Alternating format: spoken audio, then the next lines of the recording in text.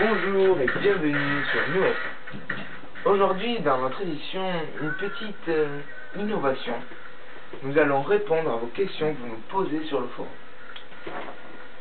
Pour y répondre, j'ai donc besoin de sa présence, Yannick Armango, notre expert.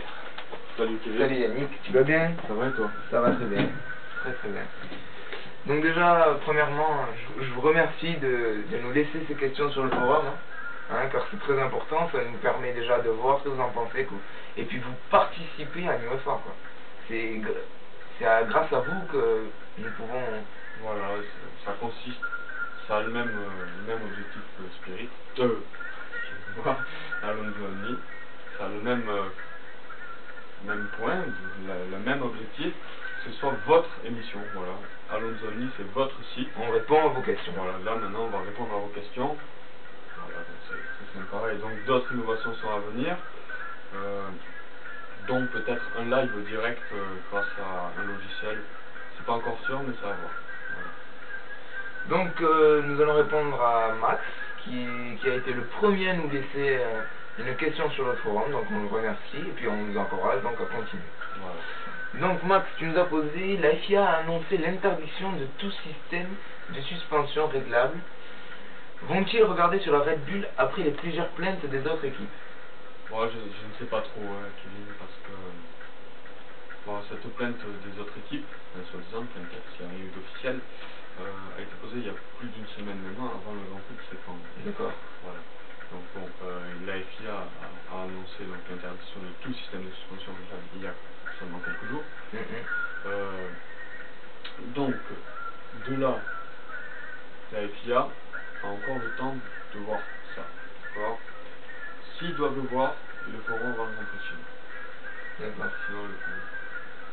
C'est tout ce que je peux vous dire pour le moment, parce que on ne peut pas trop savoir.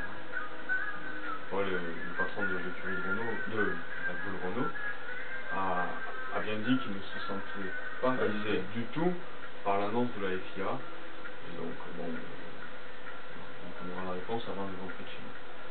D'accord. Voilà Max. Donc maintenant une question de Fernando 14. Donc ne trouvez-vous pas que Felipe reste en dessous depuis le début de la saison? Bon, alors Felipe, il y a plusieurs petits points. Premier point, Felipe fait des courses, comment on pourrait dire ça? Il fait des courses à deux teintes. Donc il y a la première teinte où il n'est pas très rapide, où il même gêne son coéquipier assez souvent. Et puis il y a l'autre partie de la course où là il envoie. Voilà. Donc Felipe est-il en dessous?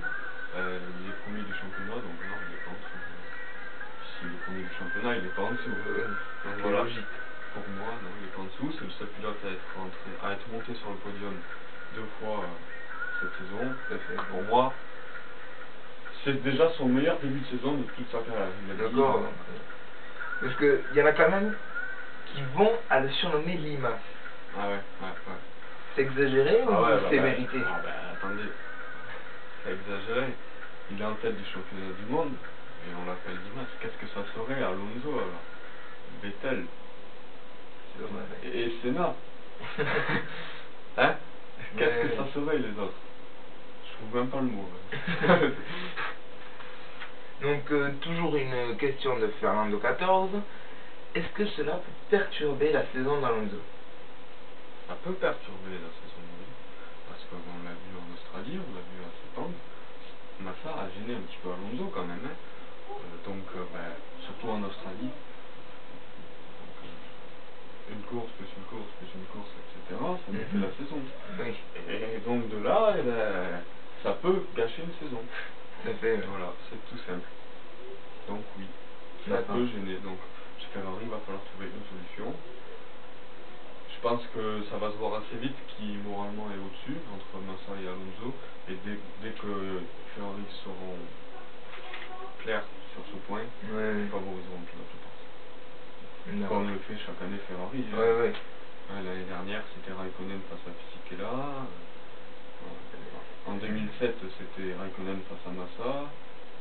Bon, voilà. Merci. remercie. Et puis nous allons répondre encore à une question de Fernando 14. Encore. Oui, donc, cette semaine, nous avons vu d'un côté Alonso plutôt confiant et d'un autre Dominicali plutôt inquiet sur la fiabilité. Pensez-vous qu'il y a matière à s'inquiéter? Et d'après vous, quand ce problème sera-t-il vraiment réglé? Bon, ouais, moi je pense qu'il faut quand même être clair là-dessus. Il faut s'inquiéter un petit peu quand même. Ça ne le fait pas que sur les Ferrari, ce problème de moteur. Ils l'ont eu aussi sur la Sauber. Oui. Donc il y a eu quand même 3 moteurs Ferrari sur 8 passés. Déjà utilisé, je veux dire. Oui, ça fait déjà quand même... D'accord. Donc il y en a eu un en surchauffe, d'accord. Un en bonne santé, mais avec beaucoup de kilomètres déjà à son actif. Et puis un qui a explosé lors du dernier Grand Prix. Rien que ça pour faire un Alonso. Tout ce que je viens de dire, c'est pour Alonso. Je n'ai pas pris seulement ça. D'accord. Donc voilà, donc il faut s'en inquiéter, je pense. Un petit peu, oui. Donc il y en a même qui ont parlé d'un 9e moteur pour Alonso. D'accord. Donc si Alonso venait à prendre un 9e moteur, donc il dépasserait le quota de moteur de la saison. Ouais. Et donc là, il sera pénalisé de 10 places sur la grille de départ lors du Grand Prix où il utilise ce 9e moteur.